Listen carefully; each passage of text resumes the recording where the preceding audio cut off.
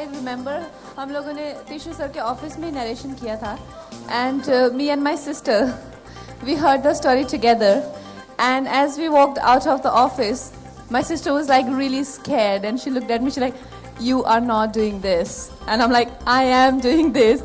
She's like, please, this woman is like she's a maniac, she's a nymphomaniac, she's a crazy twisted character who is just not even grey, like fully dark, neurotic and violent, abusive, aggressive.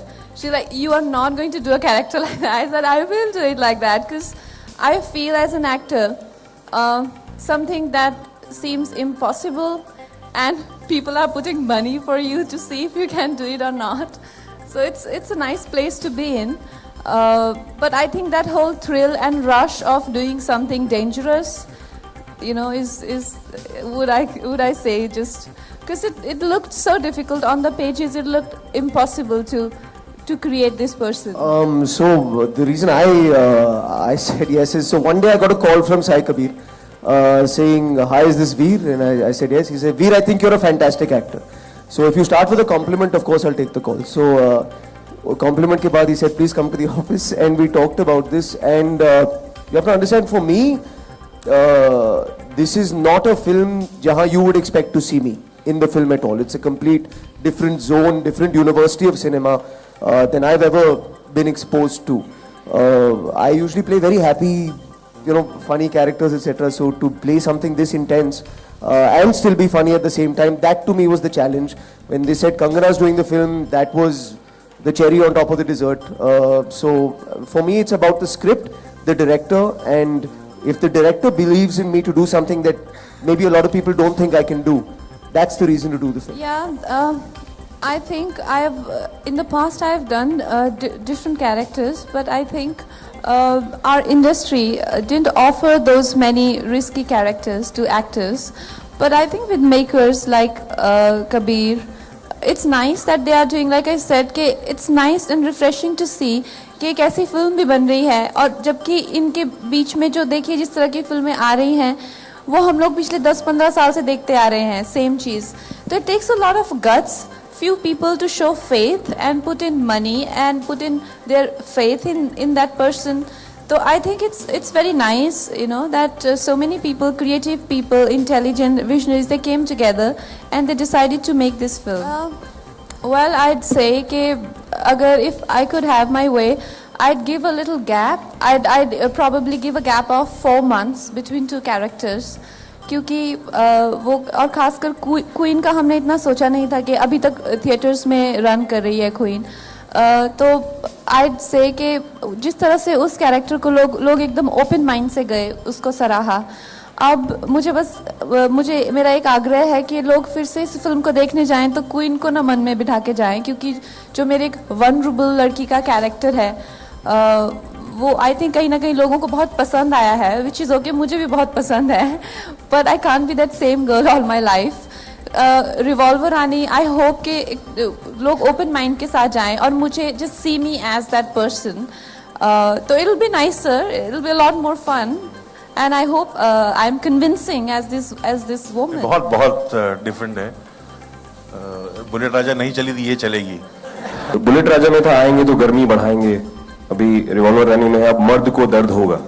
तो ये कहाँ से इजाद किया आप लोगों? ये मर्द को दर्द होगा ये मैंने इजाद नहीं किया, ये इन्होंने किया है या जिन्होंने मार्केटिंग टीम ने किया. इससे ज्यादा फेमिनिस्ट एक्चुअली कोई लाइन हो नहीं सकती. इस बार मर्द को दर्द होगा, सच बता रहा हूँ.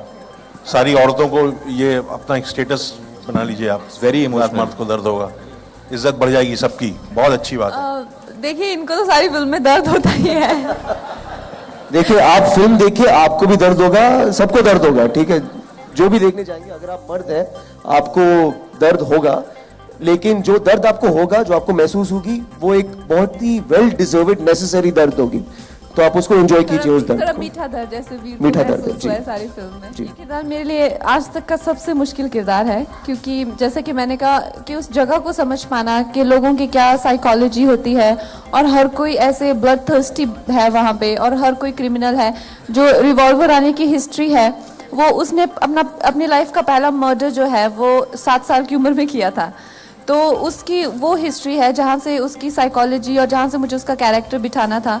सो इस तरह के प्रोटैगनिस्ट जो कि बिल्कुल एक न्यूरोटिक किस्म का प्रोटैगनिस्ट है, उसके साथ में अगर आप आइडेंटिफाई भी ना कर सके तो कहीं ना कहीं उसको समझना, उसको ऑडियंसेस के लिए सिंप्लीफाई करना बहुत ज़रूरी होता है. और मुझे ही ना समझ आया पहले तो ये किरदार, तो आईड से कि मुझे काफी वक्त लगा. इस फिल्म के बाद मेरी शादी नहीं होगी, भूल जाइए. कोई भी लड़का मुझसे शादी नहीं करेगा इस फिल्म के बाद, मैं आपको लिख के देती हूँ. पता नहीं न्यूज़ थी. अब मैं तो कह रहा हूँ फोकस, इतना बड़ा चुनाव है, 10 साल के बाद 10 बड़ा चुनाव है, तो कल्लू की बीवी रामबली के साथ भाग गई, इसमें क्या रखा है? As frivolous as that. Let's focus about. मेरे बालों पे जी. मेरे बालों पे मुझे कॉम्प्लीमेंट तो मिलते थे, लेकिन मुझे बालों में कोम करना बिल्कुल पसंद नहीं था, तो मेरी मम्मी सारा दिन मेरे पीछे कंघी लेके घूमती थी. नहीं, मुझे एक्चुअली में मुझे लगा कि शायद पुरानी बात होगी, लेकिन जब इन्होंने मुझे कहा इन भीड़ों में अभी भी बागी होते हैं, तो मुझे थोड़ी तो हैरानी हुई कि यहाँ पे. और हम लोग एक दिन शूट रैप करके जा रहे थे, तो कुछ भागी आ गए थे. इनको हमारी गाड़ियाँ 8-10 गाड़ियाँ, वो थोड़ा सा चेक पॉइंट सा था वहाँ पे, तो वहाँ से निकल रही थी, तो गाड़ियाँ अचानक से रुक गई. 10-15 मिनट हो गए, तो मैंने फ़ोन किया. मैंने कबीर सर को फ़ोन किया. मैंने कहा क्या हो गया, सबकी गाड़ियाँ क्यों रुक गई? तो ये गन पॉइंट पे थे. इनको कहा जा रहा था कि अपनी एक्ट्रेस को निकालो और हमें उनके साथ फ़ोटो खिंचाना है. पर तो लेकिन इन्होंने इतनी बहादुरी दिखाई. इन्होंने कहा एक्ट्रेस नहीं निकलेगी, तुम चाहे मुझे मार डालो. मुझे पता भी नहीं था, तो अपनी जान पे खेल के मुझे बचा के लाए हैं. साउंड ट्रैक्स वो सिचुएशंस के हिसाब से हैं. We've tried to this whole attempt to make this film, when I'm saying it's a different film, it's like I would call it the ballad of Revolver Rani.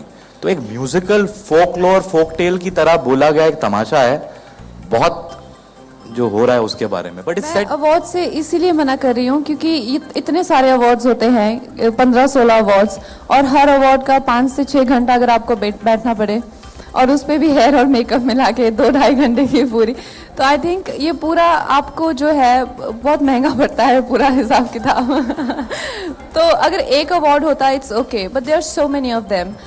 मेरा वही एक problem है. ऐसा नहीं है कि मुझे नहीं लगता कि अपने अवार्ड जेन्युइन है, बहुत जेन्युइन है. मुझे जब भी अवार्ड मिला है, चाहे वो गैंगस्टर के लिए हो, चाहे फैशन के लिए हो, अवार्ड जेन्युइन है. बट आई फील कि इतने हर कोई किसी को अवार्ड देता है. आपको अवार्ड मिलता है, किसी को फिर बेस्ट स्माइल के लिए मिलता है, बेस्ट साड़ी के लिए मिलता है, तो फिर आपको लगता है कि why are you even sitting here, you know. हर एक को खुश करने के लिए अवार्ड मिलता है. तो आई थिंक एक at a age stage there are priorities that you have. Awards are not my priority.